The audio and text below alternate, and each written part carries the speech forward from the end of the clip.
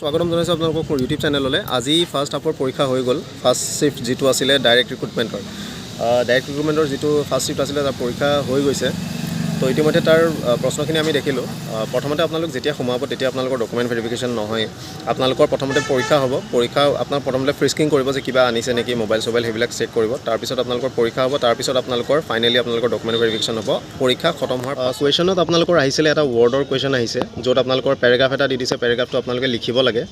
কম্পিউটাৰত আপোনালোকে লিখিব লাগিব পেৰাগ্ৰাফটো। তাতে আপোনালোকৰ বহুতো ফাংচন দি থাকে, যেনে ধৰি লওক semicolon, punctuation, bold, italics, paragraph change, এনেকুৱা ধৰণৰ বহুতো আপোনালোকক দি দিব কুৱেশ্যনটোতে। সেই হিচাপে আপোনালোকে লিখিব লাগে পেৰাগ্ৰাফটো। তাৰপিছত আপোনালোকৰ এক্সেলৰ কুৱেশ্যন এটা দিব। তাতে আপোনালোকৰ কিছুমান আপোনাৰ কুৱেশ্যন এটা দি দিছে, তাতে আইটেমছ কিছুমান দি আছে, তাৰ প্ৰাইচ দি দিছে।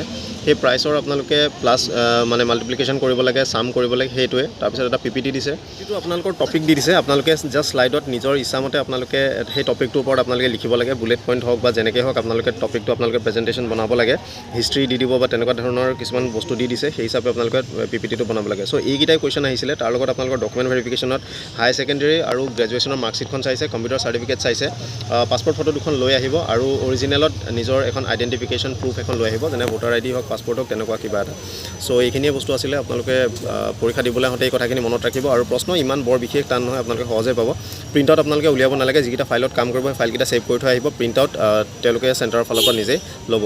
ত' আশা কৰোঁ আপোনালোকৰ হেল্প হ'ব যিসকলে নেক্সট পৰীক্ষা দিবলৈ গৈ আছে। চ' ধন্যবাদ ভিডিঅ' চোৱাৰ কাৰণে। যদি ভাল পায় প্লিজ শ্বেয়াৰ কৰি দিব, যাতে বেলেগৰো সহায় হয়।